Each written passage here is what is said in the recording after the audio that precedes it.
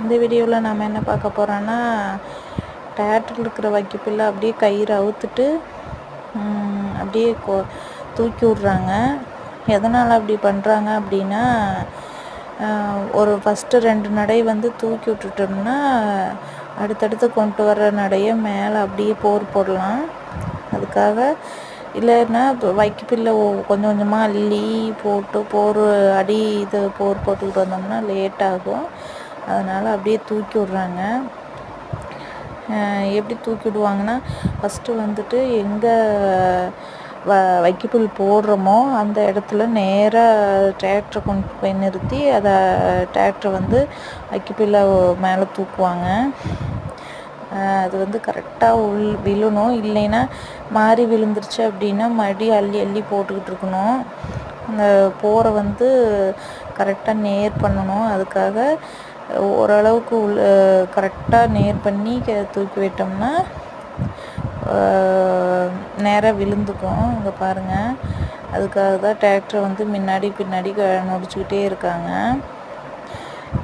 எங்களுக்கு வந்து அந்த செவுத்து நேர் அப்படியே வந்து நேர் கொண்டு வந்து தூக்கணும். ஏன்னா நாங்கள் அந்த வேப்பமரம் வரைக்கும் தான் போர் போடுவோம். இப்போ இன்னொரு ஃபஸ்ட்டு டிராக்டர் தான் இப்போ கொட்டிக்கிட்டு இருக்காங்க. இன்னொரு டிராக்டர் நிற்கிது.